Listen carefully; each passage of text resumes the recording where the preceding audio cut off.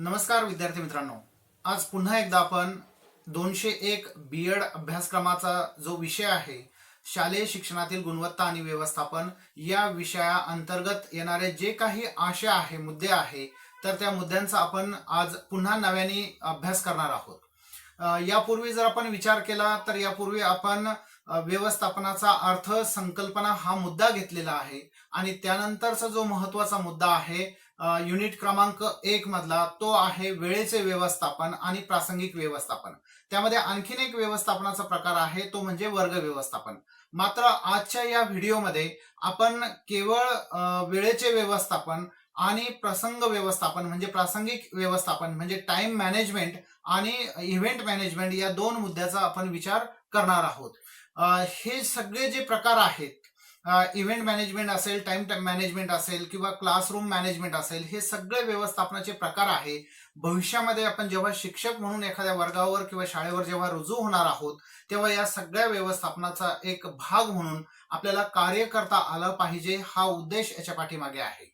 नेमकं वेळेचं व्यवस्थापन ऍज अ टीचर्स म्हणून आपल्याला का गरजेचं आहे, एखाद्या प्रासंगिक घटनाचं किंवा प्रसंगाचं आपल्याला व्यवस्थापन का करणे गरजेचं आहे किंवा इव्हेंट मॅनेजमेंट मध्ये आपला सहभाग किंवा आपला रोल का महत्वाचा आहे, या सगळ्या मुद्द्यांवर आज आपण चर्चा करणार आहोत.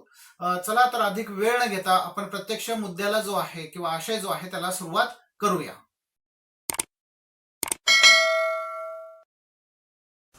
नमस्कार विद्यार्थी मित्रांनो, यापूर्वी आपण शालेय शिक्षणातील गुणवत्ता आणि व्यवस्थापन या संदर्भातला आशय पाहत असताना आपण अनेक मुद्द्यांना स्पर्श केलेला आहे. हे सर्व मुद्दे झाल्यानंतर आता त्याच घटकातील जो एक दुसरा भाग आहे तो आहे व्यवस्थापनाचे प्रकार.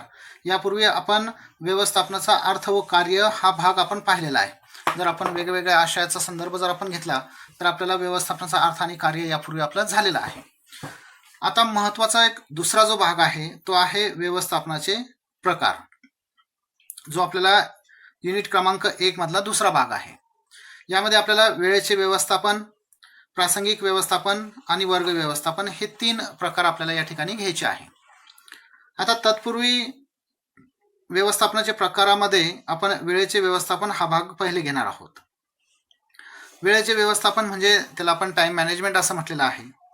वेळ म्हणजे नेमका अर्थ काय याचा जर आपण सारासार विचार केला तर एखादे उद्दिष्ट किंवा काम एका ठराविक वेळेमध्ये सुनियोजित प्रकाराने करणे आणि उद्दिष्ट गाठणे, त्याचं संचलन करणे, त्यासाठी लागणारा जो अवधी आहे, जो त्याचा परिणामकारक उपयोग करणं त्या वेळेचा, त्यालाच आपण वेळ असं म्हणतो. आता वेळेचं महत्त्व काय याचा जर आपण सर्वसामान्यपणे विचार केला तर कोणतेही उद्दिष्ट जे आहे ते आपल्याला ठराविक काळामध्ये आपल्याला गाठावे लागते. जर एक ठराविक काळामध्ये जर आपण उद्दिष्ट गाठलं नाही तर एक प्रकारे आपला वेळ जो आहे तो वाया जातो असंही आपल्याला लक्षात येतं. काही उदाहरणं जर आपण घेतली तर स्टँडवर नुकतीच 1 मिनिटावरून हुकलेली बस असो किंवा काही सेकंदावरून ऑलिम्पिकमध्ये एखादा खेळाडू जर हरत असेल तर त्याला वेळेचं महत्त्व या ठिकाणी सहज लक्षात येतं. किंवा परीक्षेमध्ये केवळ 5 मिनिटं जर उपलब्ध झाली असती तर आपल्याला किमान एक प्रश्न अधिक लिहिता आला असता. या प्रकारची जेव्हा परिस्थिती उद्भवते तेव्हा आपल्याला वेळेचं महत्त्व आपल्याला लक्षात येतं. त्यामुळे कोणतंही उद्दिष्ट, कोणतंही कार्य करताना जर ते आपण कार्य करत असू आणि ते वेळेमध्ये जर पूर्ण होत असेल तर त्या ठिकाणी खरोखरच वेळेचं महत्त्व जे आहे त्या अनुषंगाने पूर्ण झालं आहेत असं आपण म्हणू शकतो. त्यासाठी वेळेचं व्यवस्थापन आपल्याला येणं आवश्यक आहे किंवा वेळेचं व्यवस्थापन करणं आवश्यक आहे. आपल्या शालेय दैनंदिन कार्यामध्ये किंवा दैनंदिन कामकाजामध्ये शाळेच्या व्यवस्थापनाला खूप महत्त्व आहे. ते यासाठी की प्रत्येक शैक्षणिक काम हे वेळेच्या नुसार चालतं किंवा एक ठराविक कालावधीमध्ये ते संपन्न होत असतं. त्यामुळे आपल्याला शाळेचं महत्त्व जे आहे त्या काळामध्ये वेळेचं, तर तेही या ठिकाणी सहज लक्षात येऊ शकतं. याचा जर अर्थ आपण पाहण्याचा प्रयत्न केला तर सभोवतालच्या उपलब्ध असणाऱ्या साधन सामुग्रीच्या मदतीने काही उद्देश, हेतू, ध्येय साध्य करण्यासाठीच्या कार्यात लागणाऱ्या वेळेचा परिणामकारक, इथं परिणामकारक हा शब्द आहे, परिणामकारक वापर करणे म्हणजे वेळेचे व्यवस्थापन होय असा त्या ठिकाणी अर्थ निघतो. मी यापूर्वी म्हटलेलं आहे की वेळ म्हणजे काय. जर आपण एखादं उद्दिष्ट किंवा जे काही ध्येय असेल त्या ध्येयाच्या एखाद्या कार्य आपण पूर्ण करत असू आणि त्याचा परिणाम जो आहे जर तो सहेतुक येत असेल तर त्या ठिकाणी परिणामकारक वापर झाला असं म्हणता येतं. त्यामुळे त्याला वेळेचे व्यवस्थापन योग्य झालं आहे असंही त्या ठिकाणी म्हणू शकतो. दुसरा एक अर्थ आहे उत्पादकता म्हणजे काहीतरी त्याच्यामधून निघू शकतं असं उत्पादकता किंवा कार्यक्षमता वाढविण्याच्या हेतूने एखाद्या विशिष्ट कृतीवर उपक्रमांवर किती वेळ खर्च करावा यावर जाणीवपूर्वक नियंत्रण ठेवण्याची प्रक्रिया किंवा कृती म्हणजे वेळेचे व्यवस्थापन होय. म्हणजे आपली कार्यक्षमताही वाढली पाहिजे, त्या कार्यक्षमतेमधून काहीतरी आउटपुटही निघलं पाहिजे आणि एखाद्या विशिष्ट कृतीवर किंवा उपक्रमावर आपल्याला किती वेळ द्यायचा. जर आपण एखादी गरजेची गोष्ट नाही परंतु आपण त्यामध्ये जास्त वेळ जर खर्च करत असू तर तिथे वेळ वाया जातो. परंतु किती वेळ खर्च करायचा याचं जाणीवपूर्वक नियंत्रण करायचं, त्याला त्या प्रक्रियेला आपण किंवा त्या कृतीला वेळेचे व्यवस्थापन असं या ठिकाणी म्हटलेलं आहे. आता शिक्षकांसाठी वेळेचं महत्व काय आहे याचा जर आपण थोडासा विचार जर आपण केला तर शिक्षकाला प्रत्येक कामकाज जे आहे ते वेळेत पूर्ण करावं लागतं. उदाहरण तास जर असले अध्यापनाचे तर आपल्याला वेळेत पूर्ण करावं लागते, परीक्षा पूर्ण वेळेत करावी लागते, प्रश्नपत्रिका वेळेत काढावी लागते, आपल्याला त्याची उत्तरं जी आहेत ती वेळेत आपल्याला पूर्ण तपासून द्यावी लागते.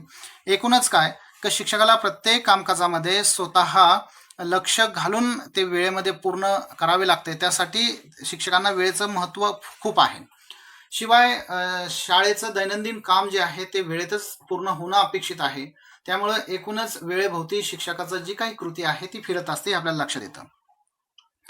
शिक्षणात वेळेच्या व्यवस्थापनाची गरज काय याचा जर आपण जस्ट विचार जर केला तर विद्यार्थ्यांसाठी महत्त्वाचा घटक आहे. कारण विद्यार्थ्यांसाठी राबवण्यात येणाऱ्या ज्या काही गोष्टी असतील त्या कदाचित शैक्षणिक असतील, तासिका असतील, सहशालेय उपक्रम असेल, क्रीडा स्पर्धा असेल, स्नेहसंमेलन असेल, ज्या काही गोष्टी असतील त्या वेळेतच पूर्ण होतात. आणि वेळेमध्ये जर पूर्ण होत असेल तर त्या दृष्टीने विद्यार्थ्यांना दिल्या जाणाऱ्या ज्या काही गोष्टी आहेत त्या वेळेत पूर्ण होतात आणि एक सर्वांगीण विकास होण्याच्या दृष्टीने विद्यार्थ्यांसाठी ते महत्त्वाचं त्या ठिकाणी ठरत असतं. दुसरा आहे कार्यक्षमतेचा वापर होण्यासाठी. एक ठराविक कार्यक्षमता जर आपण खूप मन लावून एखादं काम केलं तर ते यशस्वीरित्या पूर्ण होतं असं आपण म्हणतो. जर आपल्या कार्यक्षमतेच्या अनुसार एक ठराविक कमी वेळेमध्ये एक चांगलं उत्तम आपण काम जर करत असू आणि त्या ठिकाणी आपण पूर्ण डेडिकेशनने किंवा पूर्ण क्षमतेने जर काम करत असू तर ते काम पूर्ण होत असतं. त्यामुळे कार्यक्षमता त्या ठिकाणी महत्त्वाची आहे की जी ठराविक कालावधीमध्येच वापरण्यात येत असते. दुसरा आहे विविध खेळ व इतर कार्यासाठी वेळेचं व्यवस्थापन गरजेचं आहे. मर्यादित वेळेचा सदुपयोग, कारण प्रत्येक तासिका, प्रत्येक विषय, प्रत्येक उपक्रम, प्रत्येक दैनंदिन ॲक्टिव्हिटी जी आहे ती ठराविक वेळेत पूर्ण होणं अपेक्षित आहे. ठराविक एका पूर्ण झाली नाही किंवा एकाच ॲक्टिव्हिटीला जर जास्त वेळ दिला तर त्यामध्ये काय होतं की ती ॲक्टिव्हिटी पूर्ण होते मात्र इतर ॲक्टिव्हिटीज ज्या आहेत त्या राहतात आणि एकूणच कामकाज जे आहे शाळेचं वर्षभराचं त्यामध्ये खूप कमी वेळ उपलब्ध होतो. सुट्ट्या असतात, अनेक प्रकारचे इव्हेंट त्या ठिकाणी साजरे केले जातात. त्यामुळे उपलब्ध वेळेचा जास्तीत जास्त मर्यादित वेळेचा सदुपयोग होणं आवश्यक आहे. हा उद्देश त्याच्या पाठीमागे आहे. शिक्षणातील यश प्राप्ती, शिकवणे, परीक्षा घेणे, मुलांचं मूल्यांकन करणे, मार्कशीट तयार करणे किंवा पुढील कामकाज जे आहे ते कामकाजासाठी वेळ उपलब्ध करून देणे, ही सगळी एक प्रकारे जटिल प्रक्रिया आहे. आणि या सगळ्या जटिल प्रक्रियेतून पार करून एक प्रकारे आपल्याला यश प्राप्त करावं लागतं. जर आपल्याला यश प्राप्त झालं नाही तर ती ॲक्टिव्हिटी व्यवस्थित झाली नाही. त्यामुळे शिक्षणातील कोणतंही ध्येय, कदाचित ते उपक्रमांचं असेल, शैक्षणिक असेल, अध्यापनाचं असेल, परीक्षा संदर्भात असेल, तर ती सक्सेस झाली पाहिजे. त्यामुळे या यशासाठी सुद्धा व्यवस्थापन गरजेचं आहे. शिवाय स्वयंशिस्त जी आहे त्यासाठी सुद्धा गरजेचं आहे. कारण स्वयंशिस्त जर नसेल तर एक प्रकारे ॲक्टिव्हिटी किंवा जे काही उपक्रम आहे किंवा जे वेळ आहे तो त्या ठिकाणी वाया जात असतो, हे आपल्याला लक्षात येतं. एक ठराविक वेळेमध्ये जेव्हा एखादा कार्याविषयी किंवा कामाविषयी किंवा शैक्षणिक ॲक्टिव्हिटीविषयी जेव्हा एखादा प्रश्न जटिल बनतो तेव्हा निर्णय क्षमता आपण घेऊन किंवा निर्णय घेऊन आपण ती पूर्ण करत असतो. म्हणजे एक प्रकारे एखाद्या वेळेला सामोरे कसं जाणं किंवा एखाद्या अडचणीतून मार्ग कसं काढणं आणि तेही कमी वेळेमध्ये, म्हणजे निर्णय क्षमतेमध्ये वाढ होण्यासाठी वेळेच्या व्यवस्थापनाची गरज आहे. वेळेचे मूल्यांकन समजण्यासाठी एक प्रकारे वेळ हे व्हॅल्युएबल आहे किंवा वेळ महत्त्वाची आहे. जर वेळेची कदर आपण केली नाही तर वेळ सहज निघून जात असतो. कारण ए वक्त हे जनाब किसी के लिए रुकता नाही असं म्हणतात की वेळ ही अशी आहे की कुणासाठी थांबत नाही. जर ही कुणासाठी थांबत नसेल तर त्या वेळेचा त्या अनुषंगाने उपयोग करणं हे सगळ्यात महत्त्वाचं काम शिक्षक, विद्यार्थी किंवा शैक्षणिक क्षेत्रामध्ये काम करणाऱ्या प्रत्येकाचं या ठिकाणी महत्त्वाचं आहे किंवा ते त्या वेळेमध्ये त्यांना पूर्ण करावं लागतं. त्यासाठी वेळेचे व्यवस्थापन जे आहे ते महत्त्वाचं आहे. आता दैनंदिन शाळेच्या संदर्भात आपण जर विचार केला तर आपल्याला काही गोष्टी सहज या ठिकाणी लक्षात येतात. त्या कोणत्या? उदाहरण जर आपण पाहिलं तर एक प्रकारे शाळेय वेळापत्रक हा शाळेचा आरसा असतो असं म्हणतात किंवा घड्याळ आहे असं म्हणतात आणि ते बऱ्याच अर्थाने ते बरोबरही आहे. कारण एक प्रकारे सगळे कामकाज जे आहे ते वेळापत्रकानुसार होत असतात. शिक्षक, अभ्यासक्रम, विद्यार्थ्यांचा वर्ग या घटकांचा परस्परांशी संबंध येतो आणि संपूर्ण शैक्षणिक प्रक्रिया जी आहे ती पार पाडण्यासाठी नियोजन दर्शविणारा तक्ता म्हणजे वेळापत्रक होय असं म्हटलेलं आहे. दुसरी एक HD स्टेंड या व्यक्तीने अशी एक व्याख्या केलेली आहे की वेळापत्रक हे शाळेच्या कार्यासंबंधीचा एक आराखडा आहे. शैक्षणिक उद्दिष्टांच्या प्राप्तीसाठी शालेय कार्याचा परस्पराशी मेळ घालून शालेय कार्य पार पाडण्यासाठी तयार केलेली व्यवस्था दाखविणारा तक्ता म्हणजे शाळेचे वेळापत्रक होय असंही या ठिकाणी म्हटलेलं आहे. एकंदरीत वेळापत्रक हे शाळेय कार्यातील ध्येय प्राप्तीचे साधन आहे असंही त्या ठिकाणी म्हटलेलं आहे.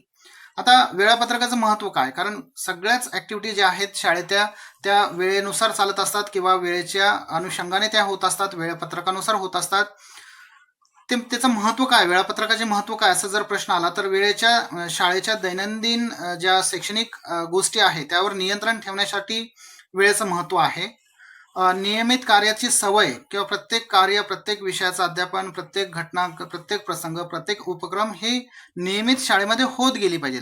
त्यासाठी नियमित कार्याची सवय होण्यासाठी वेळापत्रक महत्वाचं आहे. आपल्या कार्यकुशलतेमध्ये वाढ त्या निमित्ताने होते. एक ठराविक काळामध्येच एखादी गोष्ट आपल्याला पूर्ण करायची असते, त्यामुळे आपण पूर्ण क्षमतेने ती गोष्ट पूर्ण करण्यासाठी प्रयत्न करत असतो, म्हणून कार्यकुशलता जी आहे ती त्या ठिकाणी वाढत असते. वेळेचा प्रभावी वापर करण्याची जी वृत्ती आहे ती त्या ठिकाणी वाढत असते, हे महत्वाचं आहे. शाळेतील प्रत्येक कृतीस व विषयात समान महत्व यामुळे प्राप्त होतं आणि शैक्षणिक कार्याचा विकास जो आहे तो या अनुषंगाने होत असतो. त्यामुळे आपल्याला शाळेचे वेळापत्रक जे आहे या ठिकाणी त्याची भूमिका किंवा त्याचं महत्व सहज लक्षात येऊ शकतं.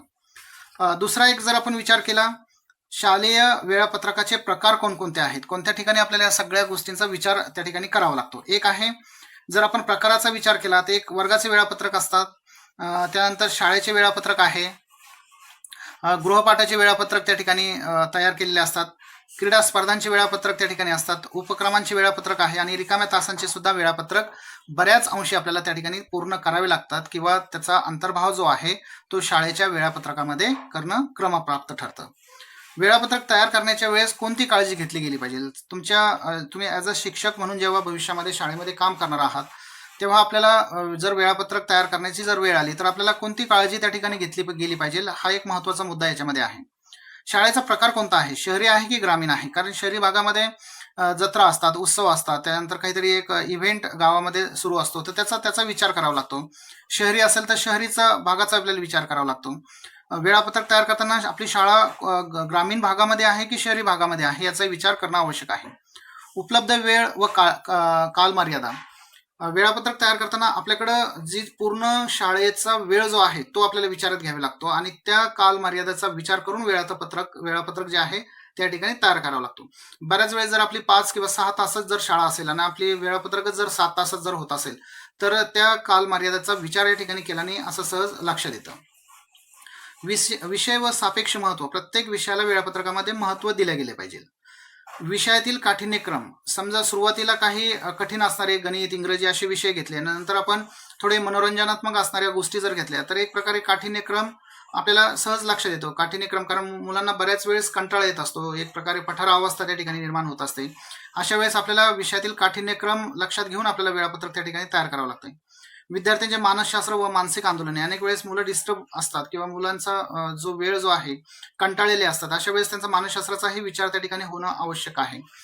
चित्रकला असेल, काही मनोरंजनात्मक बाबी असेल तर त्याचा जर आपण सुरुवातीला जर विचार केला तर एक प्रकारे त्यांची मानसिक आंदोलने जी आहे त्या ठिकाणी थांबतात आणि त्यांचं लक्ष जे आहे ते अभ्यासाकडे वळू शकतं.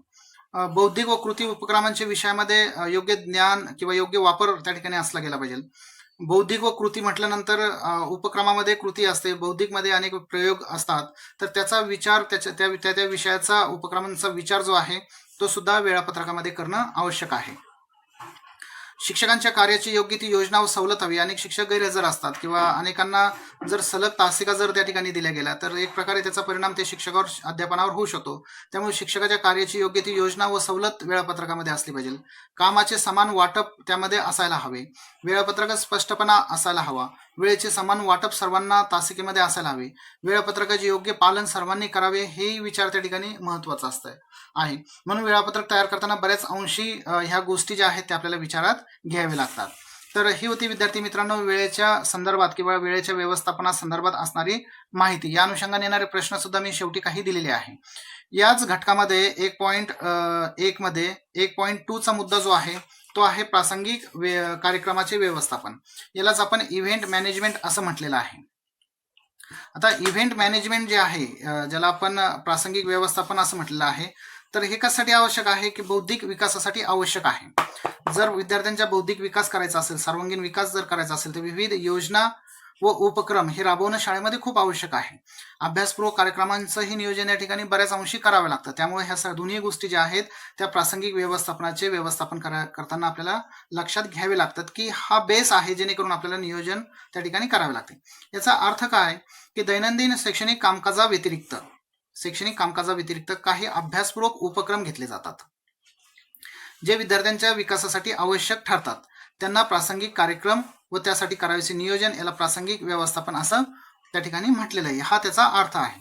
आता प्रासंगिक व्यवस्थापन आणि त्यासाठी करावे लागायचे नियोजन आणि प्रासंगिक कार्यक्रम कोणते याचा सुद्धा विचार या ठिकाणी करावा लागतो किंवा अभ्यासपूर्वक उपक्रम कोणते शैक्षणिक कामकाजा व्यतिरिक्त जर याचा विचार आपण केला तर विज्ञान प्रदर्शन आहे, सांस्कृतिक कार्यक्रम आहे, वादविवाद आहे, कथाकथन आहे, राष्ट्रीय सण आहे, स्नेह संमेलन आहे, निबंध स्पर्धा आहे किंवा तुम्ही जे जे उपक्रम शाळेमध्ये राबवता किंवा तुम्ही स्वतः शाळेमध्ये असताना ज्या ज्या उपक्रमामध्ये तुम्ही सहभाग नोंदवलेला आहे असे सर्व कार्यक्रम जे आहे ते प्रासंगिक व्यवस्थापनामध्ये येत असतात.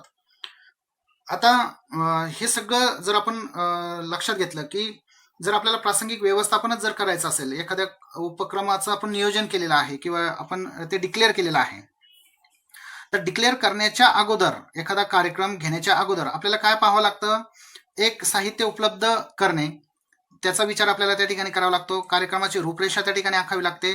मनुष्यबळाचं नियोजन करावं लागतं, म्हणजे कोणतं काम कुणी करायचं, जबाबदारीचं वाटप त्या ठिकाणी करावं लागतं. कार्यक्रमाची सुरुवात व शेवट हा योग्य असला पाहिजे किंवा योग्य झाली पाहिजे हा एक विचार त्या ठिकाणी महत्वाचा आहे जेव्हा आपण एखादे प्रासंगिक व्यवस्थापन करू शकू. या सर्व घटकाचे नियोजन करणे व संचलन करणे म्हणजे प्रासंगिक व्यवस्थापन होय. हा ढोबळ माननीय अर्थ या ठिकाणी आपण घेऊ शकतो. दुसरा एक मुद्दा याच्यामध्ये आहे की प्रासंगिक कार्यक्रमाचे महत्व काय. एक तर विद्यार्थ्यांच्या सुप्त गुणाचा विकास त्या माध्यमातून होत असतो. एक सहकार्य भावना वाढत असते. लोकशाही वृत्ती त्या ठिकाणी एक प्रकारे डेव्हलप होत असते, कारण विद्यार्थ्यांचा संपर्क जो आहे तो अनेक विद्यार्थ्यांसोबत त्या ठिकाणी येत असतो. एक प्रकारे सामाजिकरणाची जी प्रक्रिया आहे ती खूप उत्तमरित्या त्या ठिकाणी होत असते. एक संभाषणात्मक विकास योग्य प्रकारे होतो. विद्यार्थ्यांना वेळेचं महत्व त्या ठिकाणी लक्षात येतं. जर एखादा उपक्रम एखादा कार्यक्रम ठराविक वेळेतच जर साजरा करायचा असेल किंवा तो घ्यायचा असेल तर त्या ठिकाणी आपल्याला तोही विचार करावा लागतो की एखादी कृती किंवा उपक्रम एक ठराविक वेळेतच पूर्ण होणं अपेक्षित आहे. त्यामुळे वेळेचं महत्व त्या ठिकाणी महत्वाचं आहे. त्यानंतर शारीरिक विकास महत्वाचा आहे, जेणेकरून विद्यार्थी क्रीडा स्पर्धा, कबड्डी, खो खो यामध्ये भाग घेऊन किमान त्याचा शारीरिक विकास त्या ठिकाणी होऊ शकतो. अभ्यासपूरकता ते त्या ठिकाणी महत्वाचे असते, कारण त्याच्या माध्यमातून अनेक गोष्टी ज्या आहेत ज्या अभ्यासामध्ये त्याचा सहभाग होतो, पुस्तकामध्ये सहभाग होतो, एखाद्या उपक्रमामध्ये सहभाग होतो, म्हणून ते अभ्यासपूरकता त्यामध्ये असली पाहिजे. सांस्कृतिक विकास त्या अनुषंगाने होत असतो. अनेकांना इतर समाजाच्या किंवा इतर धार्मिक बाबी माहीत नसतात किंवा त्यांच्यामध्ये असणाऱ्या परंपरा माहीत नसतात. भारतामध्ये अनेक समूह असतात, अनेकांच्या परंपरा वेगळ्या आहेत, अनेकांचे राज्य जे आहेत त्या राज्यातल्या खाद्य संस्कृती असेल किंवा वागण्या बोलण्यातली पद्धती असेल, संस्कृती असेल, हे वेगळे असतात. त्यामुळे सांस्कृतिक विकास विद्यार्थ्यांचा एक प्रकारे परिचय होऊन त्या ठिकाणी होत असतो.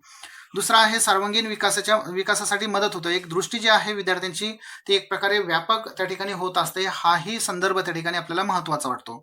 दुसरा आहे अभ्यासपूर्वक कार्यक्रमामुळे नेतृत्व भावना जी आहे त्याचा विकास होतो. कुणावर तरी आपण एक प्रकारे जबाबदारी सोपवत असतो आणि सांगत असतो की किमान याच्या मार्गदर्शनाखाली तुम्ही काम करा किंवा त्याला एखाद्याला लीड रोल आपण देतो आणि त्या माध्यमातून त्याला सांगतो की एक प्रकारे हे काम तू पूर्ण कर. एक प्रकारे नेतृत्व भावना जी आहे त्या ठिकाणी विकसित होत असते.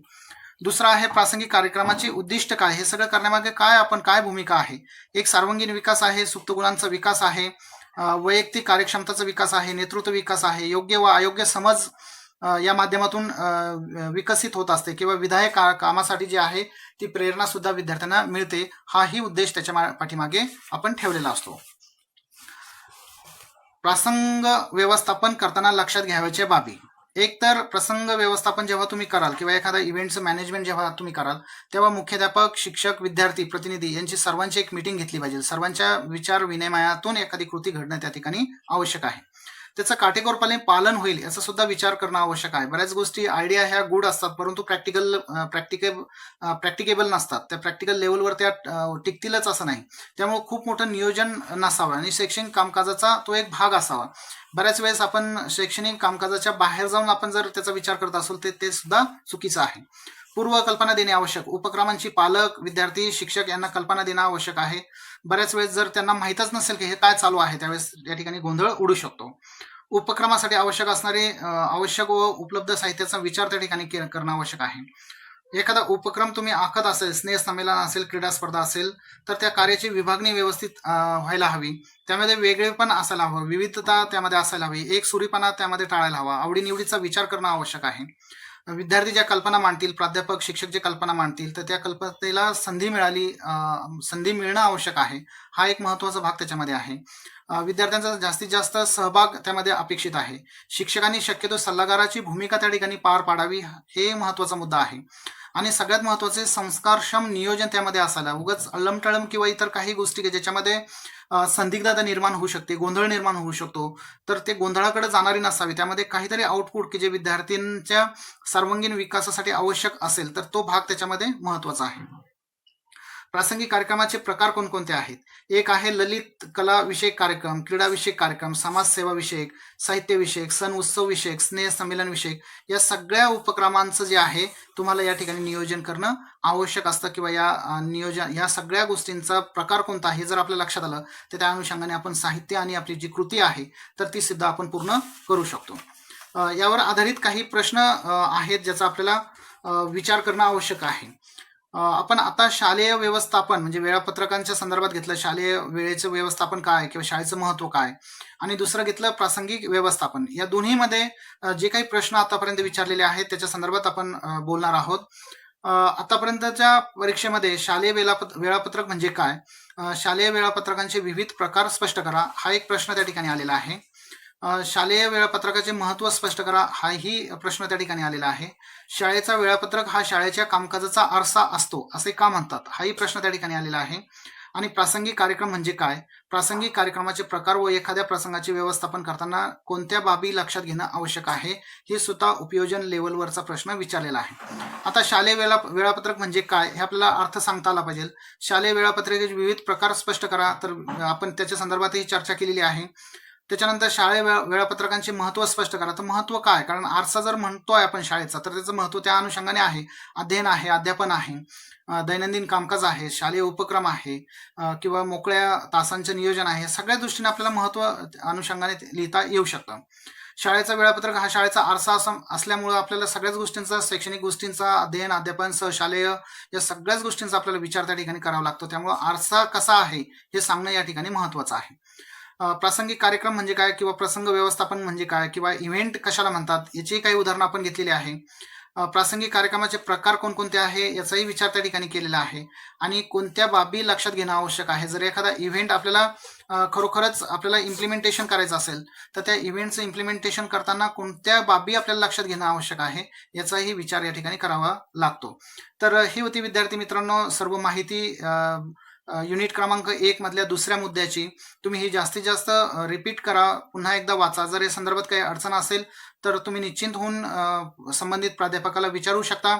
जे विद्यार्थी नवीन असतील, ज्यांनी अजूनही हे चॅनल सबस्क्राईब केलेलं नाही, त्यांना विनंती आहे की हे चॅनल जे आहे ते सबस्क्राईब करा, जेणेकरून येणारा नवीन आशय जो आहे तुमच्यापर्यंत सहज पोहोचवता येऊ शकतो. तर तुम्ही सर्वांनी हा व्हिडिओ पाहिला, याची माहिती या ठिकाणी घेतली, सर्वांचे आभार व्यक्त करतो. तर चला, मला अनुमती द्या पुढच्या नवीन आशयासाठी. जय हिंद.